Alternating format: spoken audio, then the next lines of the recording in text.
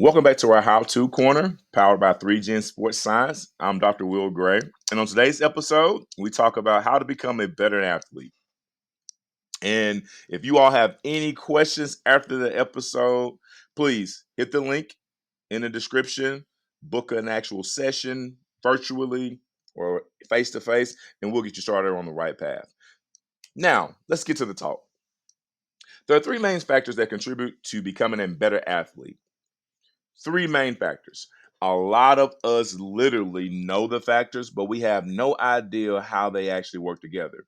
See, when I put the title there, I'm pretty sure a lot of you all were like, "Oh yeah. Let's go out, lift a bunch of weights, run, let's do random stuff." Yes and no. Sorry, that's not the truth. If you're in this video, you are literally going to learn the foundational aspects of how to become a better athlete. Lifting and running and whatever you're writing down, it's a percentage of it, but it is really not the whole thing. So, the three things. Number one is coaching. Number two is players' work ethic. Number three is the parents, right? Now, let's get to the elephant in the room real quick. Let's get to the elephant. The elephant in the room, talent is the one thing that changes the conversation, right? If you leave the hospital with a little bit more than everybody else, you have an advantage. Just what it is, right? This advantage can be minimized though. Hate to say it, a lot of the most talented athletes in this world do not make it to the highest level. Just what it is. For whatever reason, right? I can get into those. We will get into this later. But the elephant in the room is talent. If you have talent, you already start the race at a different starting line. But with that talent, there are three main factors that you still have to implement properly and nurture and grow and get to a space where it matches the person with the talent. Now, coaching. Now, coaching contributes to the development of the athlete, right? So I'm in Mississippi, right? And I'm gonna say this, people are not like this. And this is just what it is. There are a lot of places in this state, just like I'm pretty sure in other states too. The coaching is horrendous. That's on the high school level, that's on the travel team level. It is bad, like real bad. I've watched enough basketball games that it's hard for me to even sit at basketball games. And it's not because I'm looking at it and saying, my goodness, man, if I was coaching, I would do A, B, C, and D. I have no interest in coaching. My father was a coach for a long time. I grew up around coaches. I was a point guard. I played the one through the four. I've played baseball, basketball, football. I've seen it all from every aspect. And I was a very curious kid. So trust me, I realized that coaching is a very hard thing to do, but there's a very lot of lazy coaches. Okay. So coaches contribute to the development. In my opinion, it's big part athletes' mindset within the team. On a lot of teams, there's not a winning mindset. They're not. Coaches are not coaching to win games. They're coaching to look a certain way. Seriously, you have coaches that create the worst schedule in the whole state who coach and win games, and parents really believe that this is good. Oh my God, like they're winning, they're beating teams. You can look on the field, see what they're playing against, and say this is not what it looks like outside of this game today. People are much more talented than this, but we allow these coaches to schedule that type of schedule. You think the kids are silly? People really think the kids and the athletes are just have no sense. Now, I understand implementing a few games within a schedule or integrating a few games within a schedule to be able to build confidence and kind of get yourself in a certain area of like, okay, we are we are a lot better than what we think we are, to keep people from having to do so much and break their body down. But that's not the truth, believe it or not. Coaches schedule games to keep their job and to look a certain way to appear. Because guess what?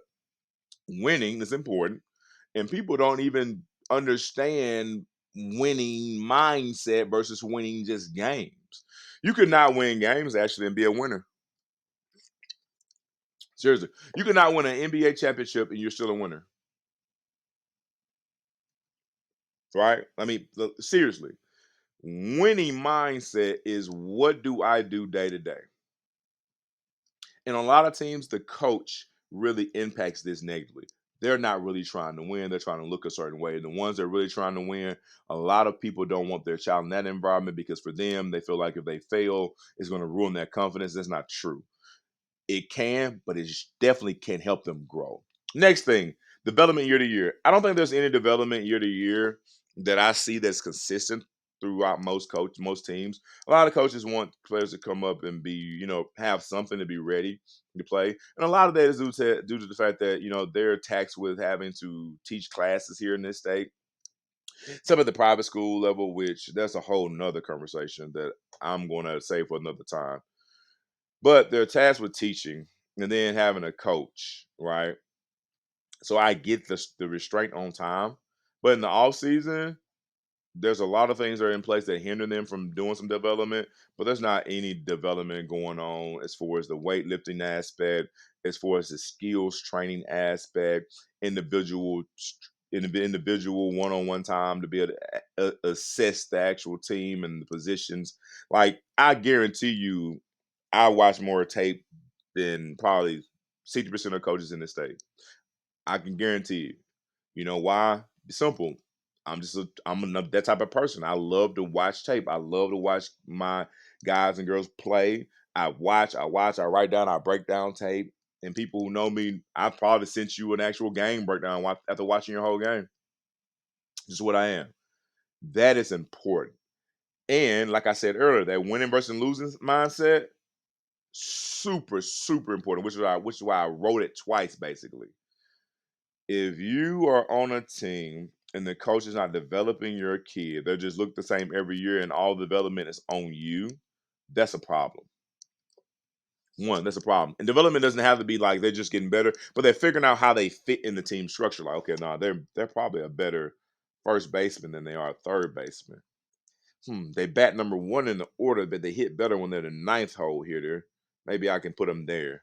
Oh, they're a better four than they are a better five for us. So let's play them at the four, and then our five will be this person.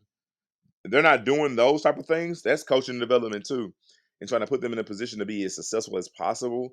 Then the whole thing is not going to work. Period. You're going to have some winning inconsistencies, but there's not going to be a lot of people coming out of the program being able to make it where they're trying to go. Right. So coaches have a big involvement in this. A massive job. It's not easy. I'm not saying coaches are not in this are not good. That's not what I'm saying. I think there's some really great coaches here. But what I am saying that overall throughout the country, there's a lot of garbage that goes on that people don't really want to talk about. For instance, Sierra Canyon basketball team, where most of the best players of a lot of talented, already active players go to play. They have a rim in their gym that's lower than the other rim, so those guys can dunk, so it looks a certain way. Like, you see what I'm saying? Like it's cool, but it's the politics and the business of the game they're trying to play too. So, like I said, man, like that's the coaching part is super important. So let's talk about setting it up, right? Right, setting up the right way to do this, right? And this is just my opinion, based off of actual things that I've seen, I've studied, I've watched, I paid attention to. One, program purpose. What's your purpose of your program? Get your kids in school, win games, make you look good, keep your job. Well, what's the purpose? There can be multiple purposes, by the way. What's your purpose? Right? Regimen of practicing. I know schools where kids don't even practice no more than twice a week. Serious. I know basketball teams who don't even practice and play games like in high school. if anybody listening to this, whatever, like practice is not for everybody. That's not what I'm saying. But if you don't practice the sport you play with your own team, what you think you do in your free time? And then the player focusing by the staff, like I talked about earlier, figuring out how they fit into the team structure, where they fit, right? Woo! We're 10 minutes in already. I stuck on coaching way too long, but it's so integral for all the coaches out there who are doing a great job, man. Keep doing the job you're doing. I see you, we see you. For the ones that are not doing what they're supposed to do, let's step it up or move to the side and allow the other people who want to do this job to do it. All right, players' work ethic. All right. Players' work ethic. My goodness. Woo! There is definitely a difference in today's athlete versus yesterday's athlete. Is that bad? Nah. Is that good? Nah. It's just a really, really, really delicate balance. For instance, I could honestly say about myself with my growth when I was a young player, I put a lot of time into the game that I played. I just did. That's just me though.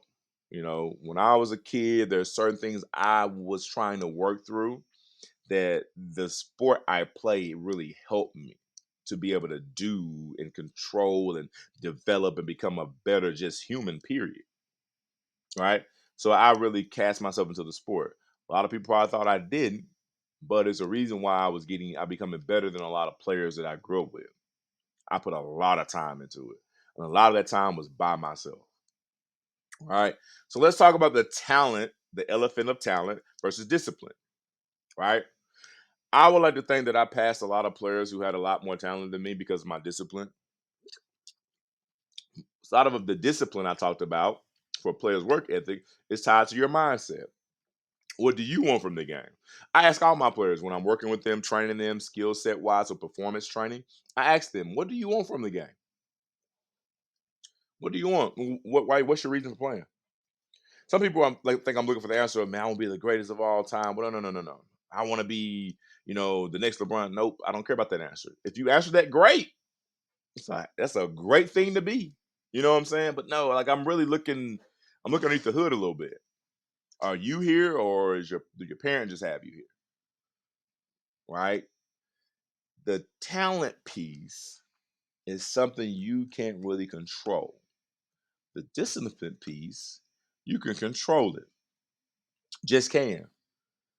Every sport we play, I repeat, for every person's in the back, for every player that's hearing this, every sport we play is about repetition. Once again, it's about repetition. The more you rep it, the better you will get at it. Sports is just repetition. Seriously, if I want to shoot a better jump shot, what I need to do is shoot more jumpers. If I struggle shooting the jump shot in the game because I'm running and moving around, I need to run and shoot more jumpers in training. In my training sessions, what I'm trying to implement the things I see the player doing the most in games and see what they're struggling with in the game.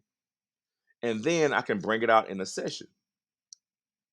Then we work on the comfort of it. All right, repetition. Let's go. That's it. Right? Again, the the athlete's mindset, development year to year, the win and losing mindset, right? If you notice, it is kind of the same thing. I tied it back into the coaching. It's the same thing. Literally, the bullet points are dang near the same, except for one. It's because of the fact the athlete mindset within the team is important. They don't want to be there. You need to get them out that team. And sometimes they don't want to be there and they need to stay at the team. Or maybe they have an issue with the coach, like a legit issue, not some BS, but like a real issue, right? And then the development year to year, they may not feel like they're getting better. They may feel like, hey man, we're not playing against anybody. Like, I can't get better. These people are terrible. Like, we're not. I'm in practice, man. We don't even practice. We play a 5-on-5 shooting drill. We don't even scrimmage 5-on-5 in practice. And then winning versus losing mindset. If your child ever comes home, the player ever says, "Hey, man, asked a question today about us trying to win the district, and the coach was like, "Ah, why you worry about that? Let's focus on this." That is a problem.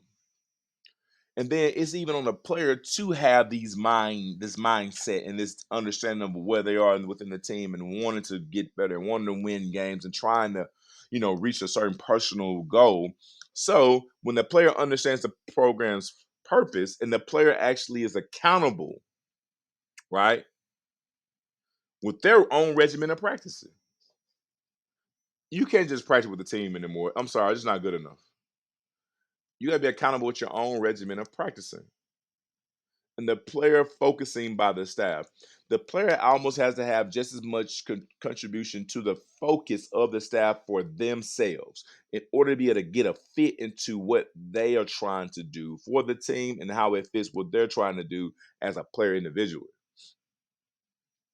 My ninth grade year, from my ninth grade year to my junior year, it was a total flipping, you know, my role based on my development. Just was. It's supposed to be a total flip. It should change. Whether you get more responsibility, where you become team captain, where you like whatever it is, it should shift.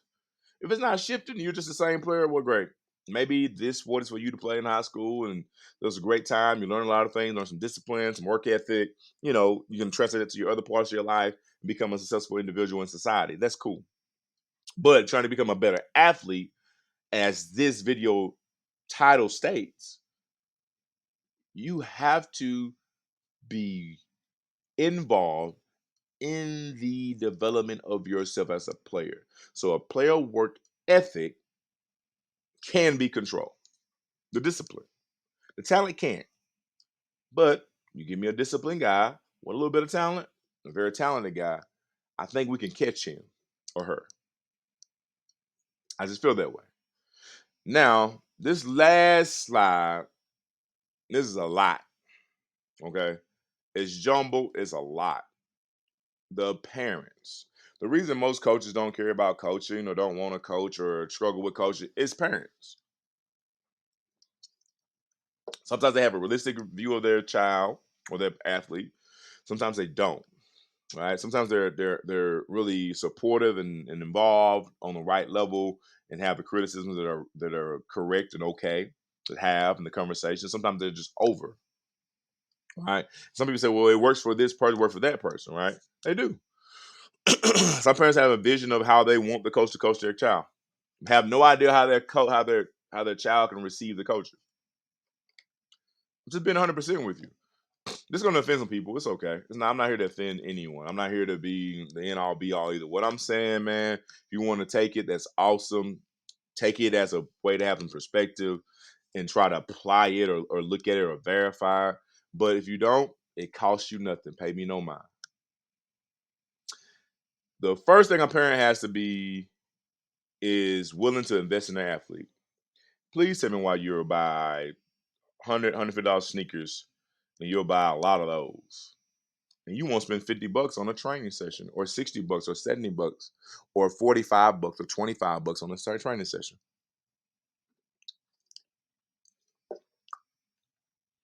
You'll buy shoes, you'll buy headphones, you'll buy multiple cell phones, you'll buy a lot of clothing.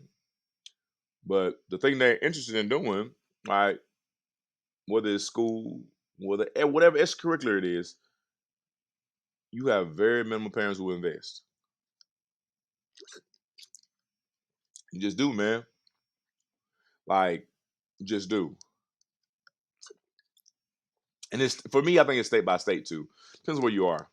I was in Texas for a while, and in Texas, whatever. Let's just say that's not a problem. Everybody has, like I'm not. That's not even. It's a whole different planet over there.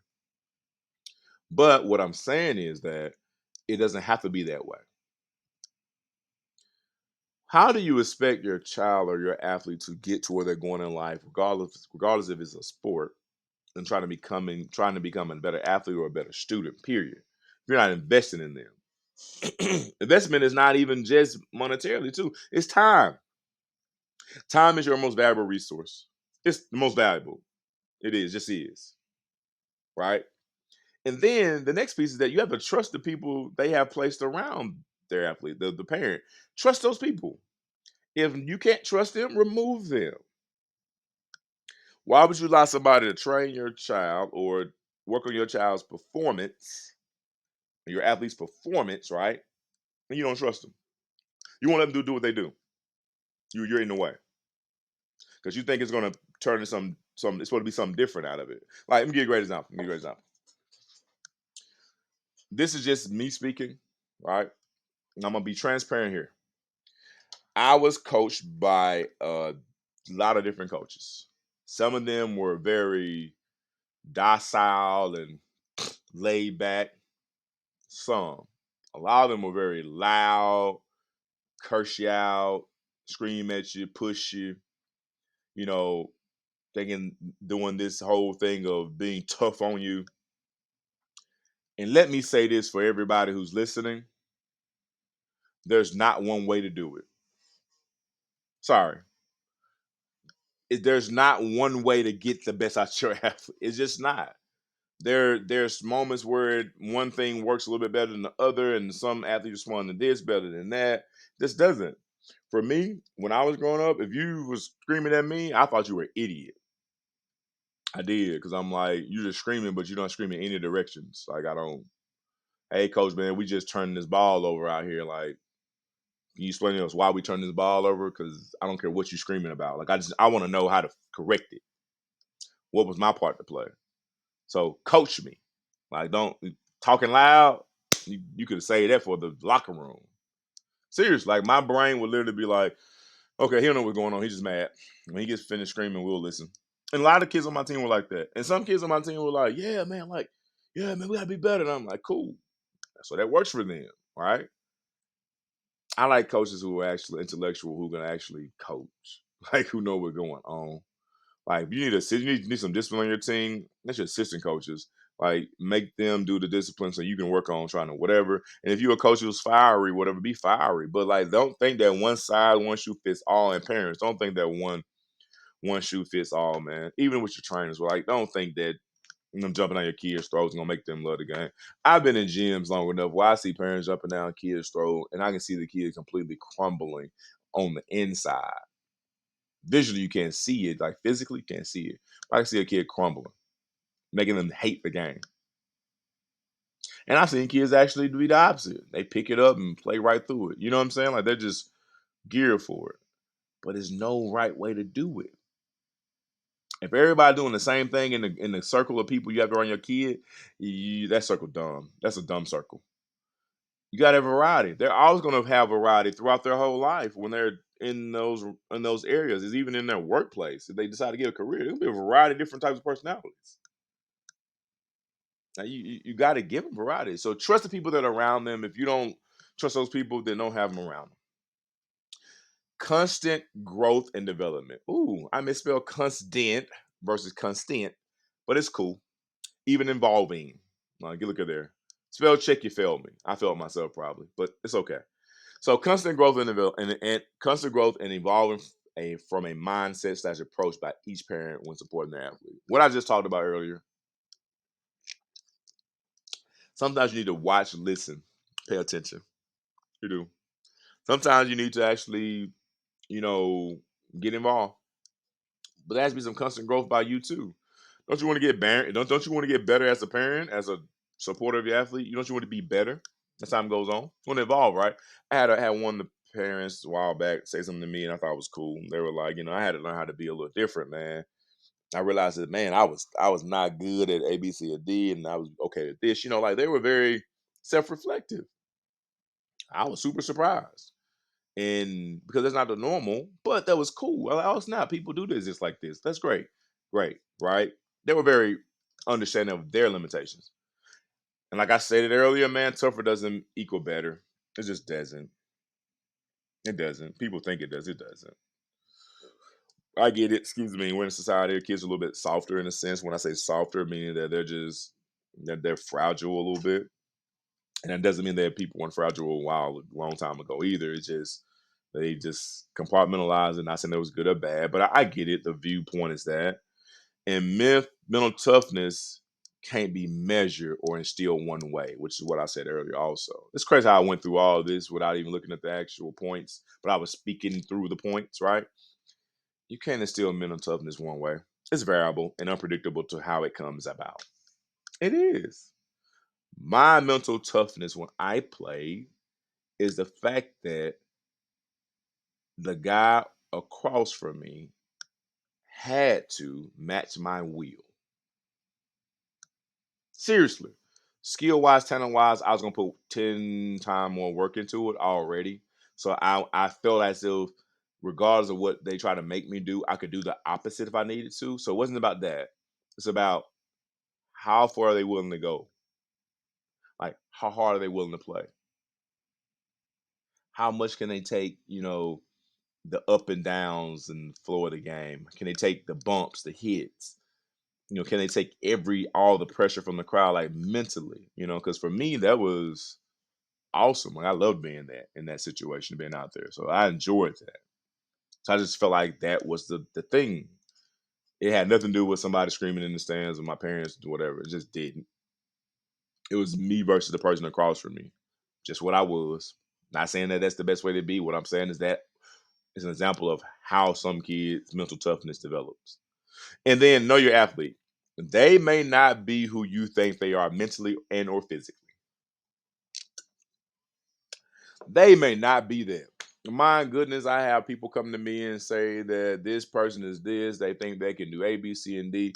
And I test them out and I say, okay, they can't do that.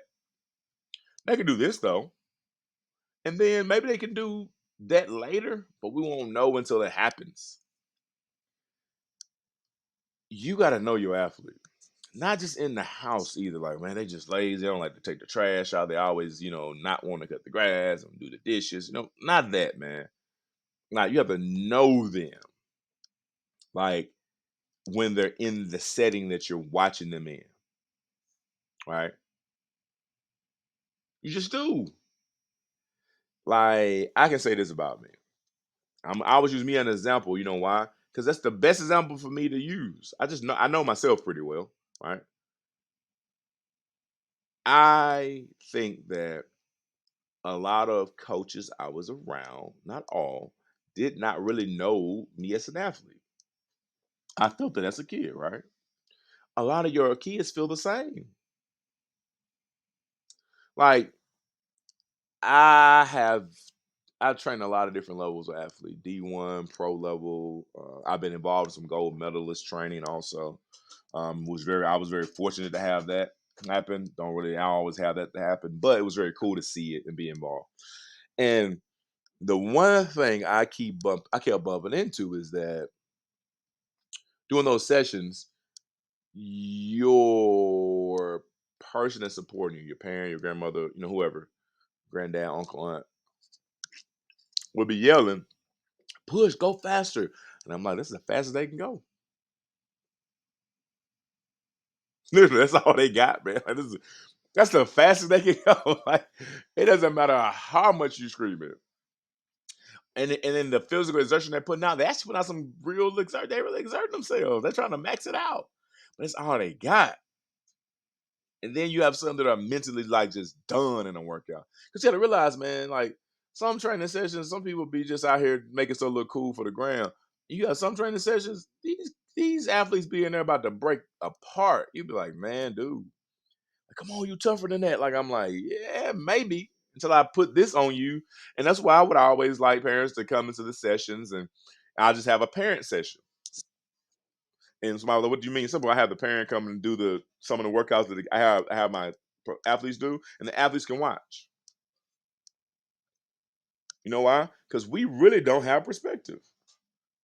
Like, it's the reason why when athletes do something, it's not because I haven't done it. I do it with them. Say, hey man, I want to jump on this box, jump on top of that box. I'll just go do it. Boom, boom, boom, bam. Why? 'Cause I want them to know, like, I know exactly what this feels like. I promise you. And I don't know what it feels like for you, but I know what it feels like. It's tough. So as long as you get through this, I know what I was trying to get to in this from a performance standpoint. Right. So know your athlete. And then the last piece is setting up that foundation for those parents to be able to get to that place and get to these points I made above, evolve, evolve, evolve. Listen to your athlete, support different approaches. You have to evolve, man. You have to. Like, and if you don't want to evolve, that's cool. Just be in the stands with the Gatorade and the umbrella and the orange slices and keep it 100. Like, hey, man, this is where I'm at with it. That's cool. But be able to set what your athlete becomes as far as how they interact with you when it comes to the sport they're playing. And with that, to become a better athlete is about your circle and your setup. It's about your circle and your setup. The weightlifting, the performance, that's cool. That is really important. Finding a good piece, a good person to do that with. Your recovery is important, all those little intricate things. But it's really the circle.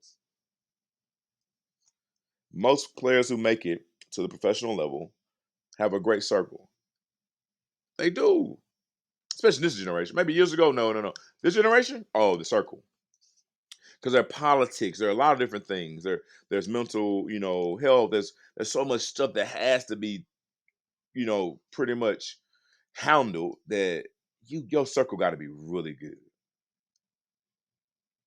And if everybody who's listening made it to the end of this 30-minute talk, this was one of my longer talks. Thank you for sitting here going through it with me. But last but not least, also understand that I gave a lot of information today that I'm hoping that some of you all will eventually sit through and really take pieces of it. Even if you have to skip around, right? Subscribe, like, comment for more. If you're looking for a virtual session with us, you can book using that link right there in the bottom left hand corner of your screen, and we'll get you set up. We'll really sit here and talk with you and try to figure out, if we can, to be able to get your athlete or get your setup better from our perspective of what we could do for you, right? Because at the end of the day, it takes a village really to be able to get this ending that you want, right? And with that, it takes evolution, it takes togetherness, it takes a lot of different other ingredients. But for everybody, man, who made it to the end, thank you so much. I really appreciate it. We will continue to post this type of content. We will solve problems, as much as often as we can. And if this works for you, please comment, let us know something. If you don't agree, great. Put that down there too. And with that being said, I hope you have a blessed one. I'll catch you in the next one.